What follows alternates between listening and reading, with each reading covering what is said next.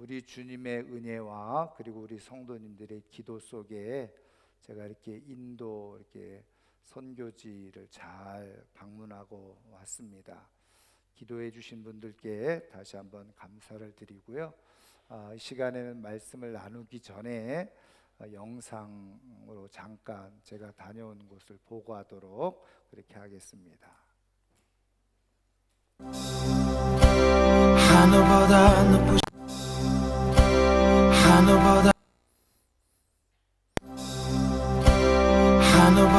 높으신 주 사랑, 바다보다 넓으신 주 사랑, 나를 향한 그거 높으신 사랑, 되고 된 그 모든 것 내게 소문이 거두셨네. 나의 수지 찬양되었네. 하늘보다 높으신 주 사랑, 바다보다 넓으신 주 사랑, 나를 향한 그거 높으신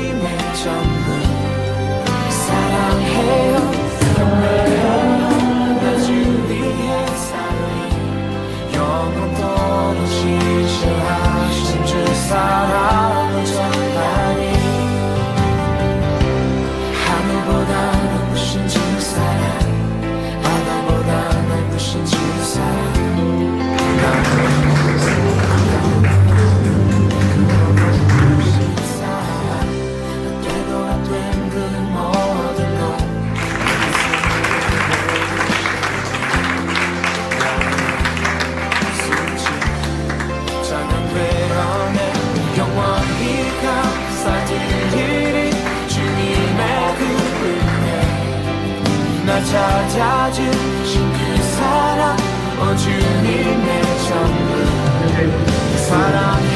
확실하게 하나님의 사랑을 받은 사람, 나 주 위에 살리 영원토록 진실하신 주 사랑을 전하리.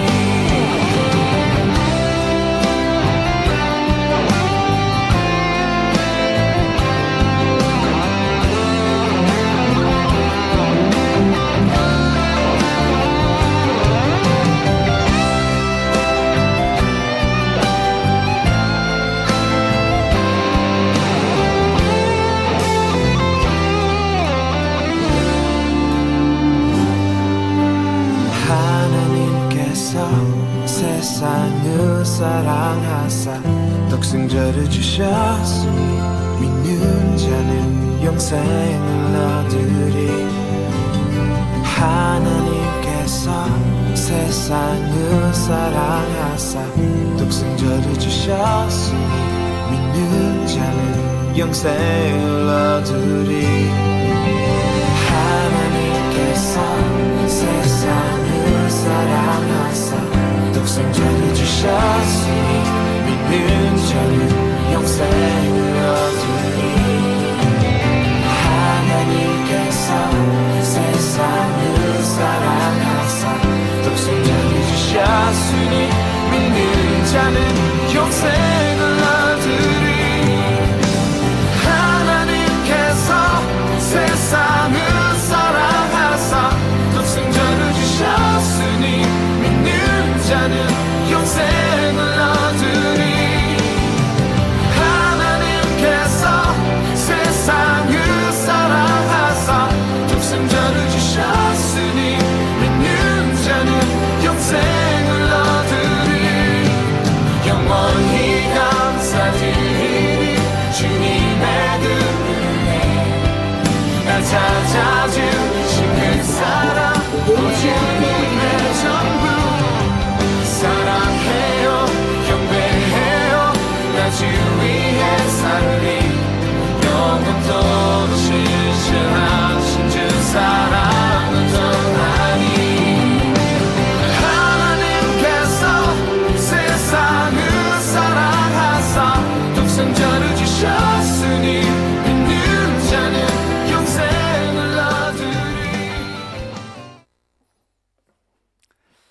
네,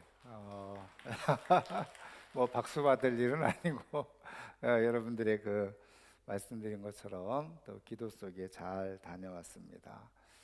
뭐 이렇게 선교지를 다녀오면 많은 것들을 보고 또 느끼고 또 깨닫고 또 경험하고 또 하나님의 은혜를 다시 한번 새기게 되어지는데 이제 코로나 기간 동안에 이제 우리가 많이 선교지를 방문하지 못했는데 이제 이후로 또 우리 학생들과 우리 청년들 또 우리 어른들도 한번 좋은 기회에 이렇게 선교지를 방문하면 좋겠다 하는 생각을 해보게 됩니다. 이번 저 선교지 방문을 하면서 특별히 우리 이제 뭐 6분의 목사님들이 같이 참여를 하게 되어졌었는데요. 어디 이동할 때 한 대로 다 이동이 안 돼서 차량 2대를 나눠 가지고 그렇게 이동을 하게 되어졌는데 이때 이제 저희 차량에 같이 탑승했던 우리를 가이드했던 친구가 한 사람 있는데 바로 선교사님의 큰아들 다윗 군이었어요. 2004년생 지금 뭐 19살 나이인데요. 고등학교를 졸업하고 현지어를 아주 능숙하게 하고 영어도 하니까 이렇게 이제 우리를 이렇게 가이드하는데 아주 좋은 그렇게 일을 했어요.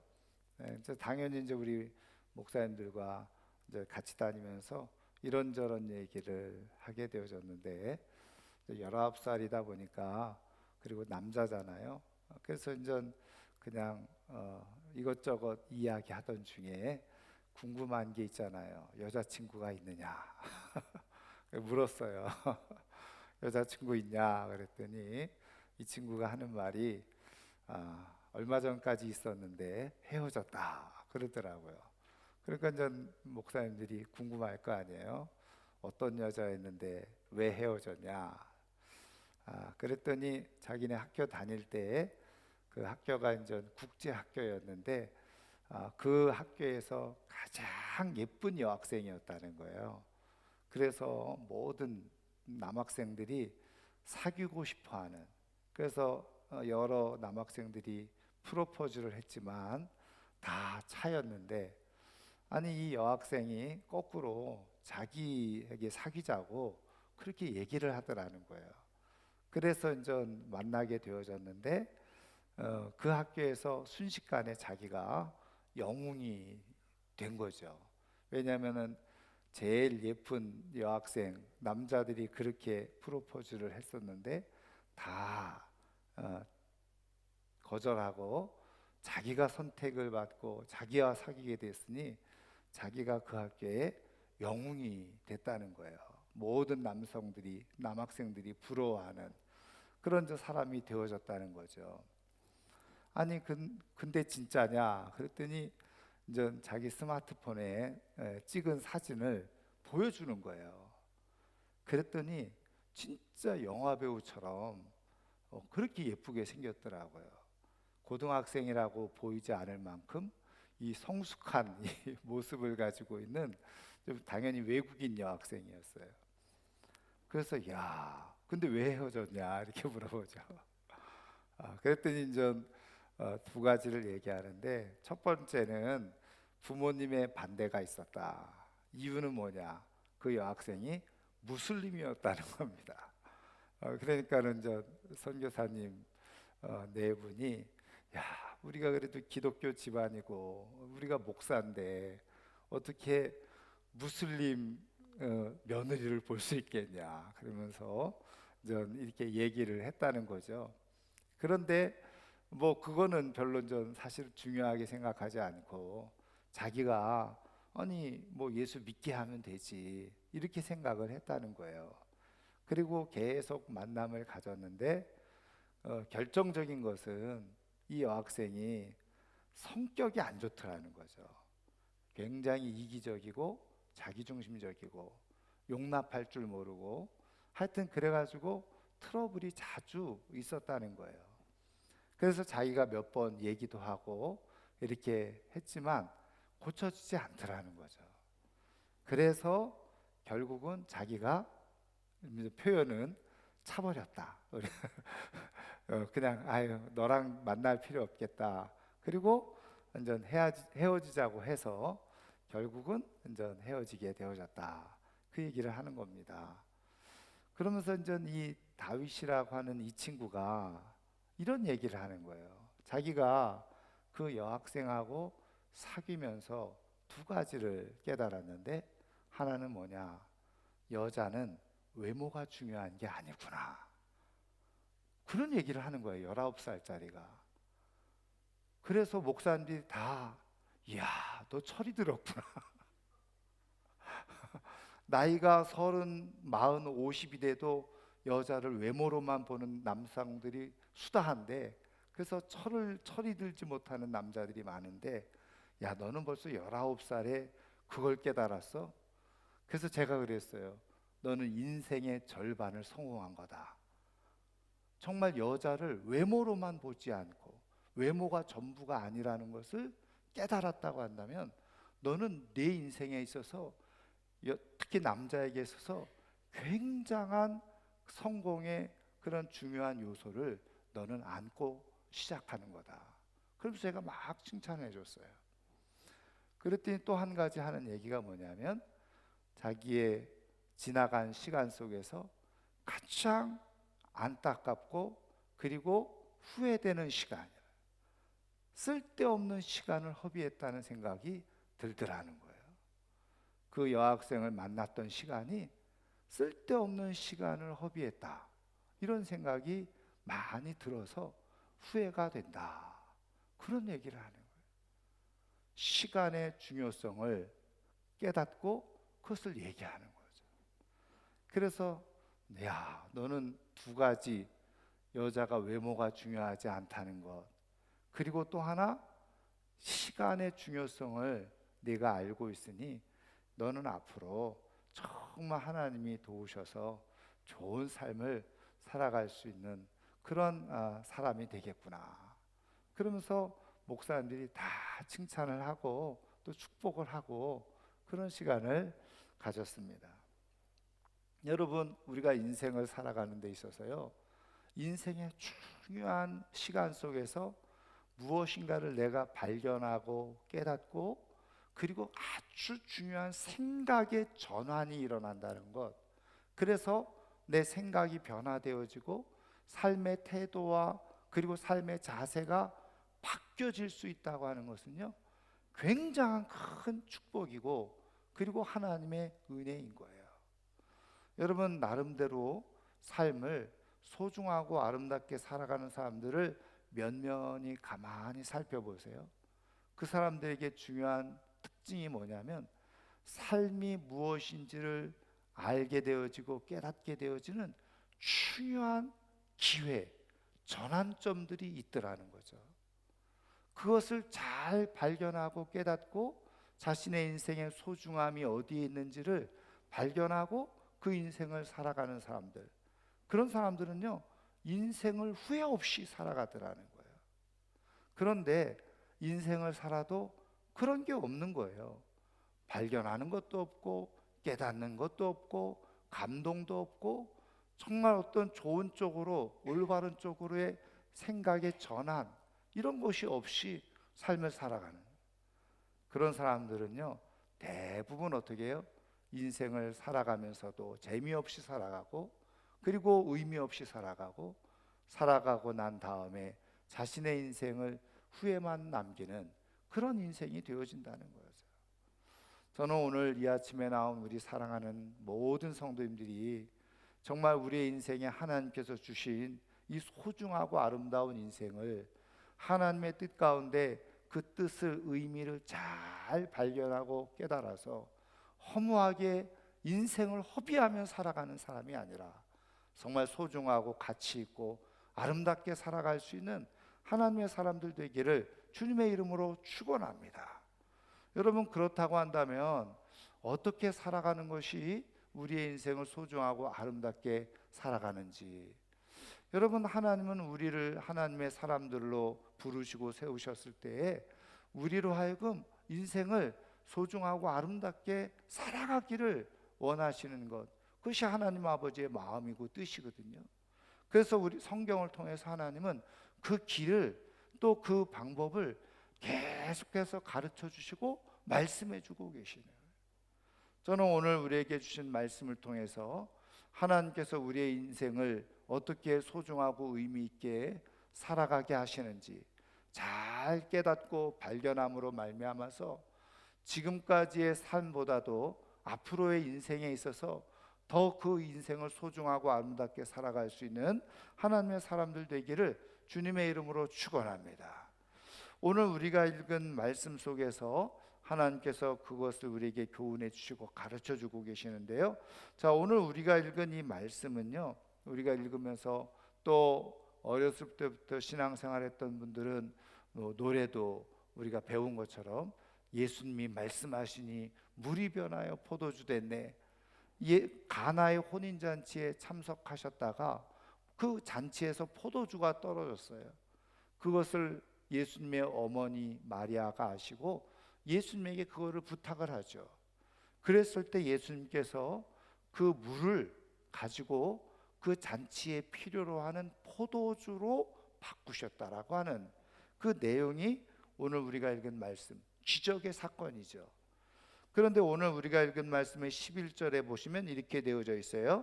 예수께서 이 첫 표적을 갈릴리 가나에서 행하여 그의 영광을 나타내심에 제자들이 그를 믿으니라. 이것을 예수께서 행하신 첫 번째 표적이다, 이렇게 말씀하세요.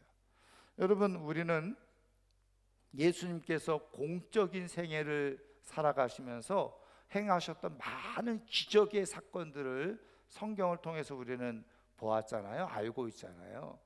그런데 오늘 사도 요한은 지금 예수님께서 물을 가지고 포도주로 만드신 이 기적의 사건을 뭐라고 표현해 주고 있느냐? 바로 표적이다, 이렇게 기록을 했다는 거예요. 아니, 기적은 뭐고 표적은 뭐냐? 그냥 영어로 표현하면 기적은 미러클이죠. 그런데 이 표적이라는 말은 영어의 번역으로 보면 미러클 사인, 이렇게 번역을 해놨어요.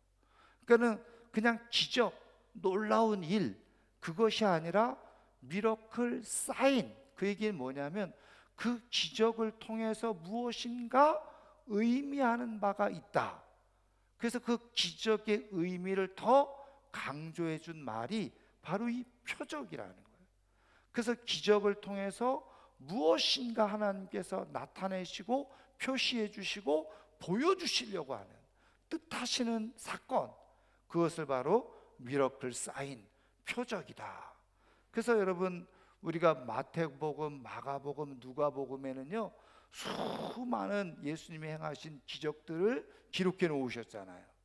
그런데 요한복음을 읽어보면 그냥 단순하게 7가지로만 정리해 놨어요. 근데 그 7가지를 말씀하시면서 거기에 담겨져 있는 이 기적의 의미가 무엇인지 그것을 잘 설명을 해주고 있단 말이에요. 근데 사실 오늘 우리가 읽은 이 표적, 물을 포도주로 만든 이 표적에 대해서는 다른 설명을 해주고 있지는 않아요. 다른 내용들은 많이 설명을 해주셨는데 지금 이 물을 포도주로 만든 사건에 대해서는 다른 설명을 해주고 있지 않다는 거예요. 그것을 누구에게 맡겼느냐? 성령의 감동을 받은 성경을 읽는 사람들에게 하나님께서 그 의미를 깨닫도록, 성령님을 통해서 깨닫도록 하나님께서 맡겨놓으신 거예요.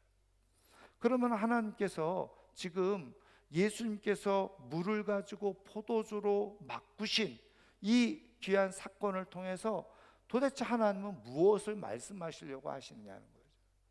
여러분, 이 내용을 가지고 기독교 2000년의 역사 속에서 수많은 설교가들이 많은 말씀을 해석을 해서 그 선포를 하고 가르쳤어요.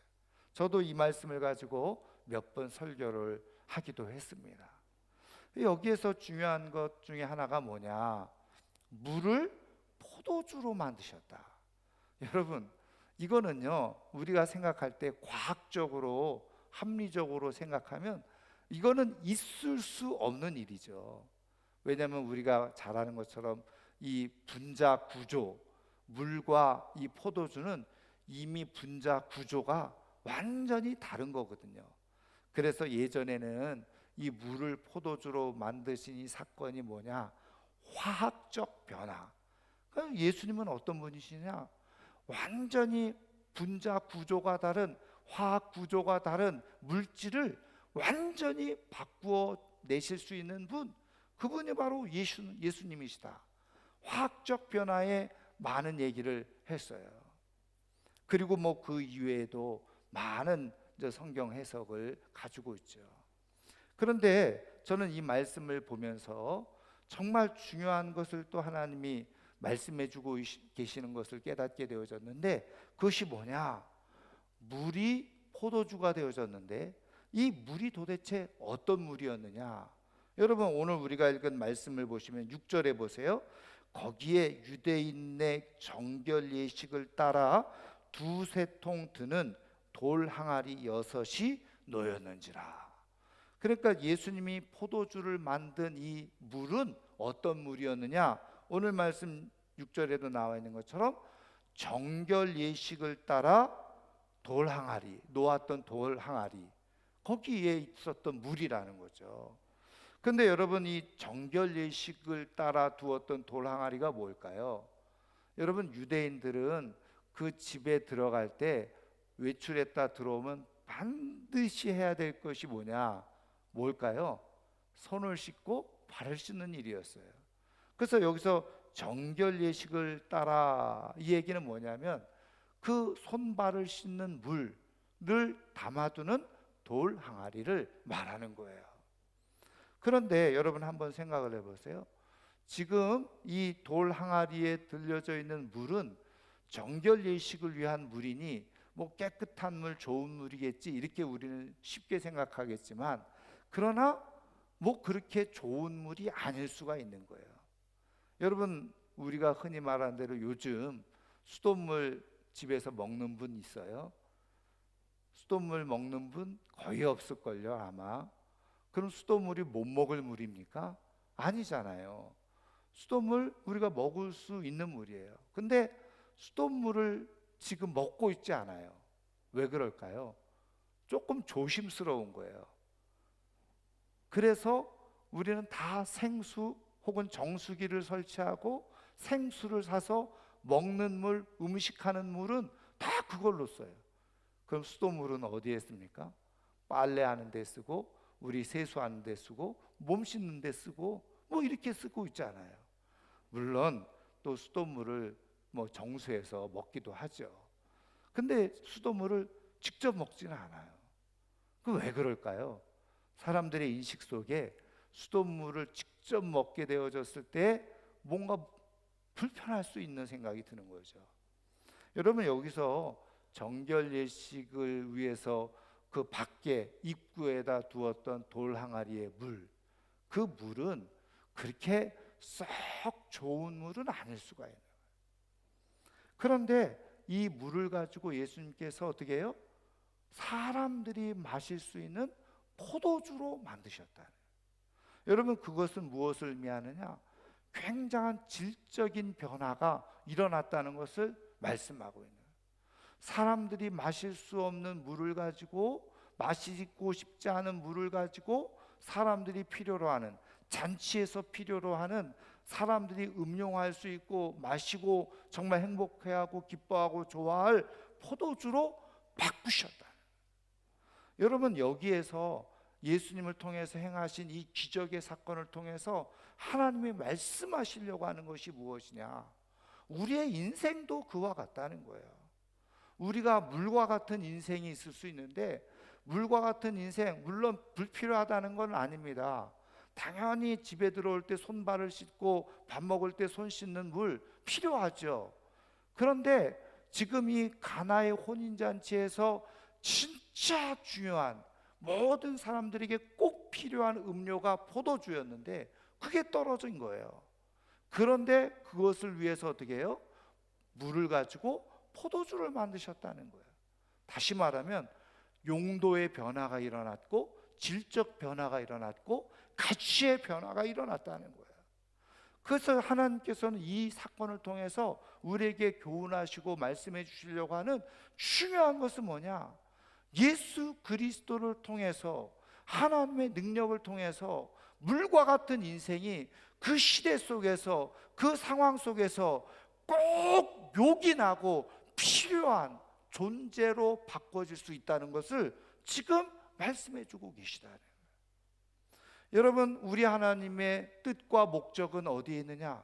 우리를 하나님의 자녀로 부르시고 하나님의 사람들로 택하여 세우셨을 때에 우리가 이 시대 속에서, 우리에게 주어진 삶의 상황 속에서 꼭 필요한 곳에서 쓰임받고 사용되어질 인생으로 바꾸시는 분이 바로 우리 하나님이시라는 거예요. 저는 우리의 삶 속에서, 우리의 가정 속에서, 또 우리가 살아가는 사회 속에서, 일터 속에서 사람들이 다 환영할 만한, 박수칠 만한, 그리고 사람들이 기쁘고 행복하게 여길 만한 요긴한 사람으로 쓰임받으며 살아가는 인생이 될 수 있기를 주님의 이름으로 축원합니다. 바로 예수 그리스도로 말미암아서 그런 인생의 변화가 일어나고 있다. 그러니까 여러분, 예수님을 믿었을 때에 내가 예수님을 믿는 사람이 되어졌다, 예수님을 믿는 사람이 되어졌다라고 했을 때에 그 사람의 삶은 그 곳에서, 그 사람이 살아가고 있는 상황 속에서 이 사람이 정말 필요한 사람인가, 다른 사람들에게 기쁨을 주고 있는 사람인가, 다른 사람들에게 행복을 주고 있는 사람인가, 그것을 보면 이 사람이 예수님 안에 있는 사람인지 아닌지를 우리는 분별해낼 수가 있다. 여러분, 하나님은 우리를 이 시대 속에서 하나님의 자녀로 택하시고 부르셨을 때요, 이 시대 속에서 꼭 필요하고 요긴한, 정말 사람들이 박수치고 환영할 만한 그런 사람들로 인생을 소중하게 살아가기를 원하는 것, 우리 하나님 아버지의 마음이고 뜻인 줄 믿으시기를 주님의 이름으로 축원합니다. 하나님 앞에 인정받는 사람, 하나님 앞에 요긴하게 쓰임받는 사람, 근데 그런 사람들이 어떻게 해요?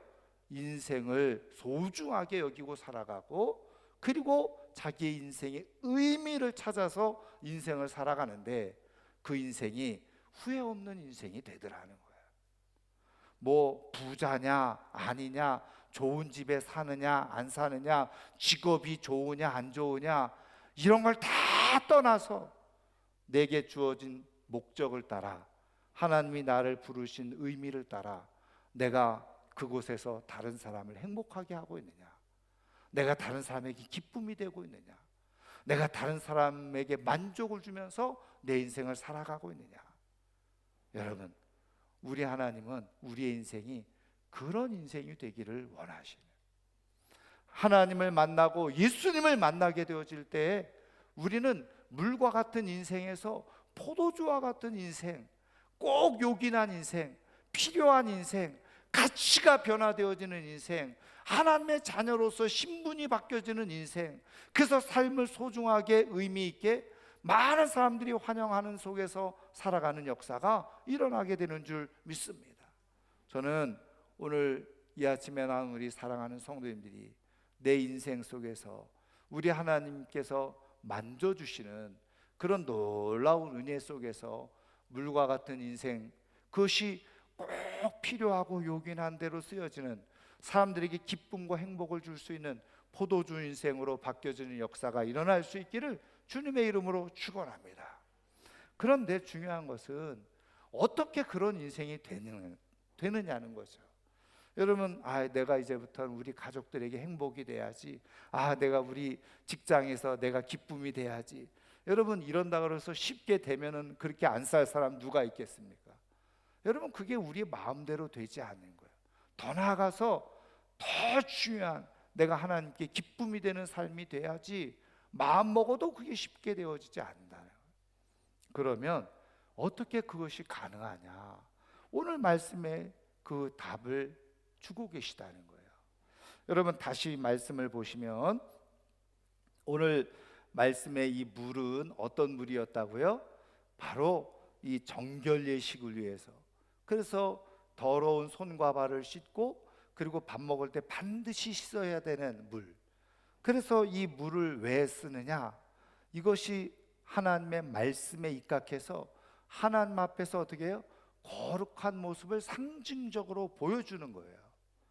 물론 우리가 요즘 말하는 것처럼 위생, 개인의 위생을 위해서도 도움이 되겠습니다만은, 여러분, 이거는 성경의 역사 속에서 기록된 내용으로 보면 하나님 앞에 자기가 거룩함을 나타내고 보여주는, 다시 말하면 하나님 앞에서 하나님과의 만남을 갖고 하나님과 함께하는 그러한 삶을 살아가기 위해서 이런 상징적인 모션을 취했다는 거예요. 그것을 위해서 이 물이 사용되어졌던 거죠. 그러니까 이 물은 어떤 물이었어요? 아, 나는 하나님의 사람입니다. 나는 하나님 앞에 거룩한 사람입니다. 나는 하나님 앞에 정결한 사람입니다. 아니면 내가 하나님 앞에 정결하게 되기를 원합니다. 그래서 내가 하나님을 만나는데 아무런 거리낌이 없기를 원합니다. 그게 바로 이 물에 담겨져 있는 의미인 거예요. 그래서 예수님이 왜 이 물을 가지고 포도주로 만드셨느냐? 여러분, 이 포도주는 우리가 너무나도 잘 알고 있는 것처럼 예수님께서 마지막 죽기 전에 이 저녁 만찬을 하면서 포도주를 가지고 뭐라고 말씀하셨어요? 이것은 너희를 위해서 흘리는 내 언약의 피다. 그래서 오늘날 교회는 포도주를 우리가 함께 마시면서 우리를 위해서 모든 것을 흘리신 예수 그리스도의 보혈을 우리가 기념하고 기억하는 것 아니겠어요? 근데 예수님께서 이 물을 가지고 포도주로 만드셨다. 근데 이 물의 용도가 무엇이었다고요? 사람들을 거룩하게 하고 깨끗하게 하고 정결하게 하고 하나님의 사람임을 확신시키는 그런 물이었다는 거예요. 그런데 예수님이 이것을 포도주로 바꾸셨다는 것은 뭐냐? 너희들의 인생이 이런 물로 씻어가지고 거룩하게 되고 정결케 되어지고 하나님과의 관계가 회복되어지는 것이 아니라 바로 내 피로, 바로 예수 그리스도의 보혈로 너희들이 하나님과 함께 되어지고 하나님의 사람이 되어지고 신분이 바뀌어지게 되어지고 그 신분을 깨닫고 너희들의 인생을 하나님 앞에서 거룩하고 아름답게 살아갈 수 있게 되어진다는 것을 보여주시기 위해서 물을 가지고 예수님이 흘리신 보혈, 포도주로 바꾸셨다는 거예요. 그래서 우리가 어떻게 이렇게 포도주와 같이 필요한 곳에서 요긴하고 아름답게 우리의 인생을 쓰임받으면서 살아갈 수 있느냐? 그것은 바로 예수 그리스도의 십자가의 보혈로만 우리의 모든 죄가 씻겨지고 하나님 앞에서 하나님의 자녀가 되어지는 거룩한 신분으로 바뀌어지고 내가 그것을 깨닫고 확신하고 믿게 되어질 때, 그때부터 우리는 비로소 하나님의 영에 사로잡혀서 우리의 인생을 아름답게 살아갈 수 있는 그런 변화의 역사가 일어나게 되어진다는 거예요. 그래서 여러분, 히브리서 9장 22절을 보면 뭐라고 말씀해 주고 있느냐? 피 흘림이 없이는 죄사함이 없느니라.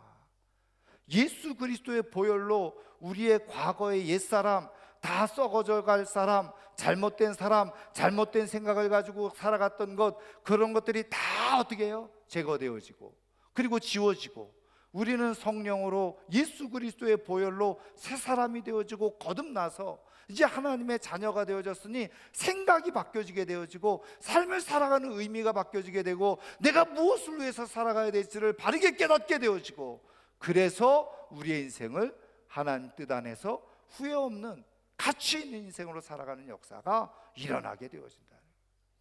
여러분, 이 말을 거꾸로 말씀드리면 예수님을 믿었는데 내 삶의 방향이 바뀌어지지 않았다.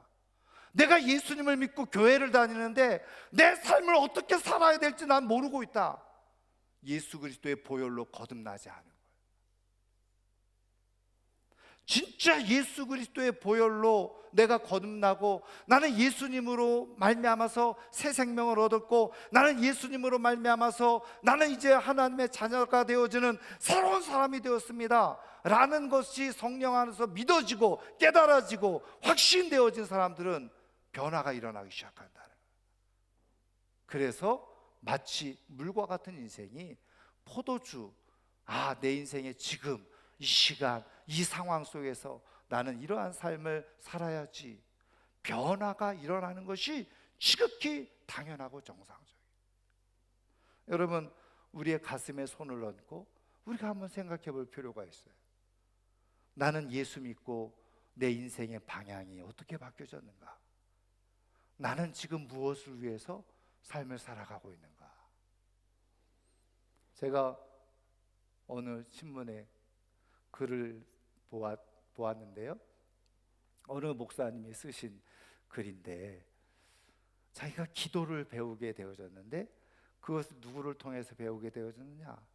자기 딸이 기도하는 것을 통해서 배웠다는 거예요.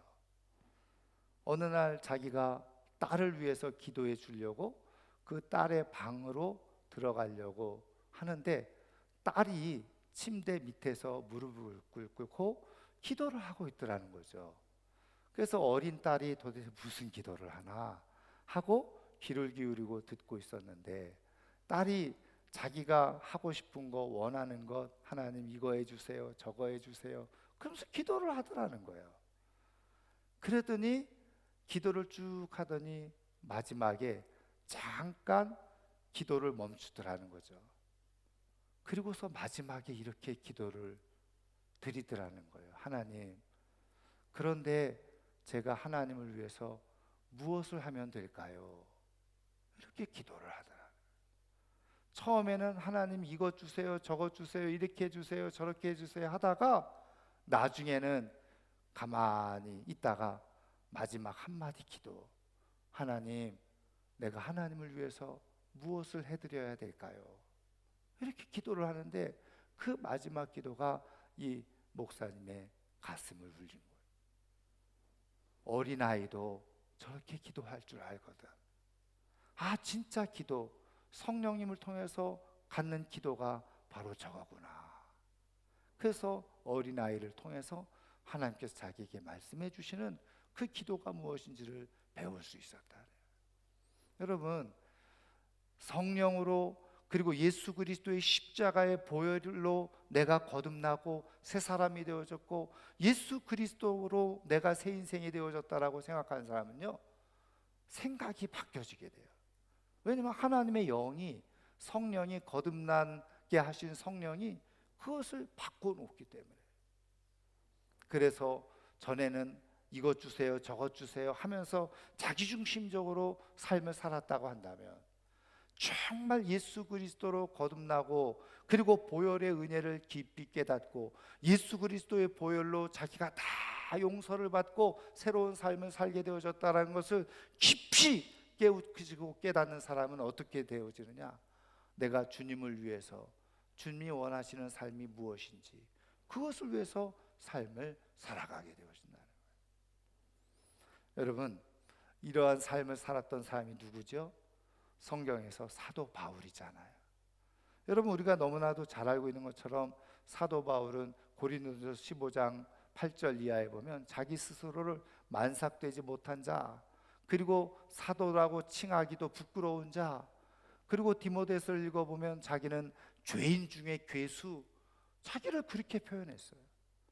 그런데 그런 자기의 인생, 어떻게 보면 성경에 보면 물과 같은 그런 인생이었는데 자기의 인생이 이렇게 포도주와 같이 하나님 앞에서 요긴하게 쓰임받는, 하나님을 기쁘시게 하는 그러한 포도주와 같은 인생으로 바뀌어진 것, 이유가 무엇이라는 거예요? 하나님의 은혜, 자기를 깨닫게 해주신 예수 그리스도의 십자가의 보혈의 은혜, 그것을 깨닫고 나서는 완전히 자신의 인생을 바꾸어 살아가는, 인생의 변화가 일어나는 역사가 일어나게 됐던 거예요. 여러분, 인도의 가장 큰 종교가 뭔지 아시죠? 힌두교입니다. 인도는 정치, 경제, 문화 속에 힌두이즘이 그냥 꽉 차 있다는 거예요. 근데 여러분, 힌두교는 다신교죠. 많은 신들을 다 허용하고 인정해요. 그래서 선교사님을 통해서 들은 얘기가 뭐냐면, 거기에 가만히 힌두교 예식을 찾아서 참여해 보면요, 우리 예배 드리는 것하고 거의 흡사하다는 거예요. 신, 자기가 섬기는 신에게 제사, 예배 드리죠. 기도도 드리죠. 그 복을 구하기도 하죠. 또 헌금도 드리기도 하죠. 기도도 하죠. 찬양도 하죠. 똑같더라는 거예요. 그리고 심지어는 우리가 하는 뭐 요가 같은 거 있잖아요. 요가도 거기에 더 깊이 들어가면 힌두교의 신적 요소가 있는데 그 요가를 하는 목적이 뭔지 아세요? 신과의 교접을 위해서예요. 내가 신을 만나기 위해서 요가를 한다는 거예요. 그래서 사실은 기독교 내에서 요가에 대해서도 부정적으로 이렇게 이제 보는 분들이 꽤 있죠. 왜냐하면 요가를 깊이 들어가다 보면 그게 힌두교의 신과 접신하는 목적으로 이 요가를 하고 있기 때문에. 근데 이제 우리나라는 그냥 건강을 위해서 하고 있잖아요. 근데 이제 그 이상으로 깊이 들어가지 말라는 거죠. 근데 어쨌든 그런 것을 통해서 어떻게 해요? 신과 접신하는 거예요. 그래서 실제로 그 깊이 들어가면 마치 진짜 뭐 우리가 말하는 임재 속에 들어가는 것처럼 그런 것도 영적인 현상들도 다 일어난다는 거예요. 그러니까는 자칫 잘 모르면 모든 종교가 다 똑같네 구분을 못한다는 거예요. 그런데 여러분 결정적인 차이 한 가지. 그래서 예수 믿으면 복을 받습니다. 예수님을 믿으면 하나님을 만납니다. 이런 거 하나도 안 통한대요. 왜? 힌두교에도 다 있으니까. 근데 이 말을 하면 힌두교도인들이 할 말을 못 한다는 거예요. 뭔지 아세요? 너희 신들을 향해서 너희들이 기도하면 그 신이 복을 주지, 너희들에게 건강도 주지, 너희들을 축복하지. 그런데 중요한 건 뭐냐? 혹시 너희들을 위해서 죽어준 신이 있느냐? 없다는 거예요.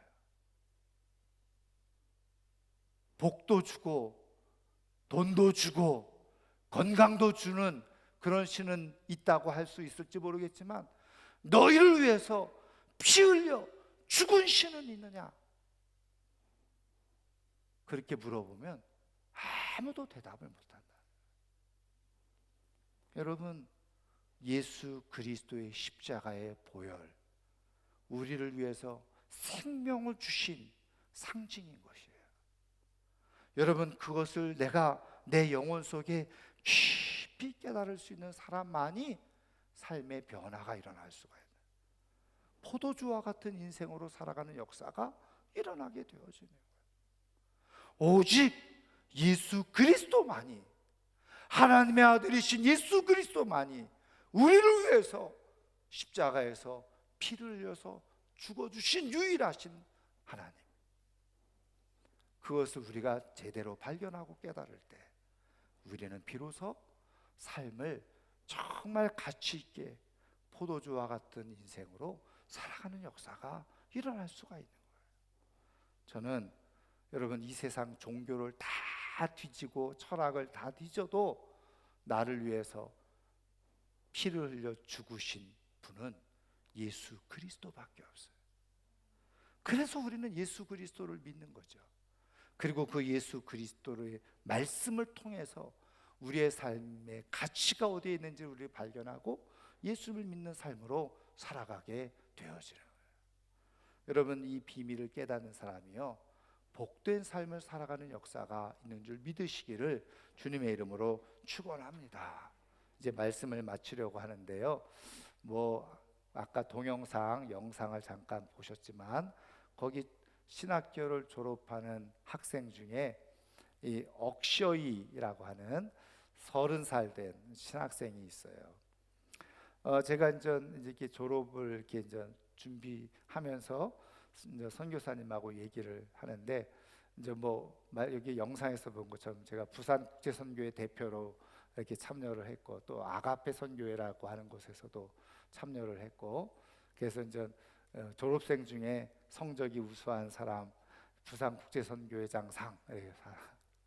근데 제가 이제 가만히 기도하다가 이 상만 주기가 조금, 이 상장만 주기가 조금, 그래서 준비된 무슨 상품이 있습니까? 그랬더니 그 마라띠어 성경을 주기로 했다는 겁니다.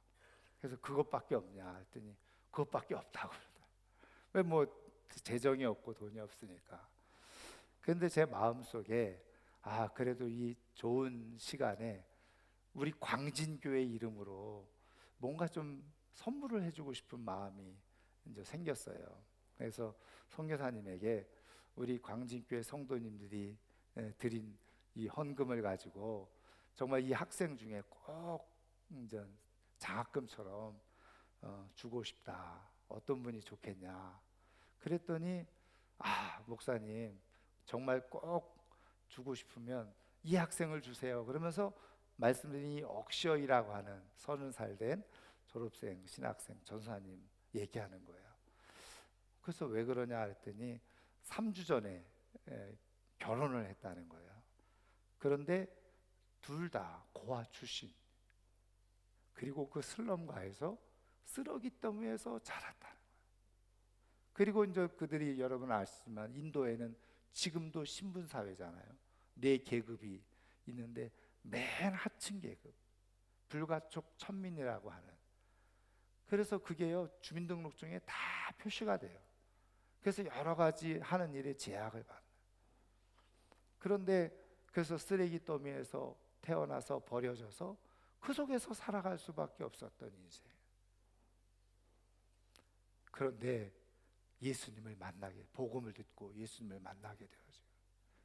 그래서 예수님을 믿고 지금까지 삶을 살아오는, 하나님의 은혜를 기억하고 이렇게 열심히 신앙생활 하는데, 그 교회 목사님의 그런 선택을 받아가지고 이렇게 신학교에 와서 또 좋은 자매 만나가지고 결혼까지 가정을 이루었지만 여전히 가난하고 힘들다는. 그래서 그 가정을 조금 도왔으면 좋겠습니다. 그래서 제가 여기 영상에 보면 제가 그분에게 상장, 상패 이렇게 주면서 자세하게는 안 나왔지만 제가 광진교회 이름으로 다 그냥 그분에게 그 장학금을 전달을 했어요. 여러분, 만약에 이 억셔이라고 하는, 또 부인되는 그 우샤라고 하는 이분들, 불가촉 천민으로 쓰레기 더미에서 태어나서 부모로부터 버림을 받았어요. 만약에 예수님을 만나지 못했다면 그들은 그렇게 슬럼가에서 버려진 채로 그렇게 인생을 무의미하게 살아갈 수밖에 없었을 거예요. 그런데 그들이 예수님을 만났어요. 이분이 이제 나중에 졸업생을 대표해서 답사를 하는데 이 얘기를 하는 거예요. 버려질 뻔했던 자신의 인생, 예수님을 만나고 그 예수님의 은혜 속에서 나는 삶의 새로운 소망을 갖게 되어지고 나는 하나님을 위해서 삶을 살아가는 아름다운 인생으로 살게 되어졌다. 고백을 하는 것을 들었습니다. 다 알아듣지 못했지만 나중에 저게 무슨 얘기였다는 걸 듣고 다 박수를 쳤어요. 사랑하는 성도 여러분, 예수 그리스도로 말미암아서 예수 그리스도의 십자가의 보혈의 은혜를 깨닫는 사람은 삶을 소중하게 살아가게 돼요. 허비하지 않고 의미 있는 삶으로 살아가게 돼요. 저는 이런 아름다운 놀라운 변화, 꼭 필요한 포도주가 되어져서 사람들을 기쁘게 하고 행복하게 하며 의미 있게 삶을 행복하게 살아갈 수 있는 하나님의 사람들이 꼭 되기를 주님의 이름으로 축원합니다. 축원합니다. 오늘 말씀을 생각하면서 우리 한번 같이 찬양하기를 원합니다.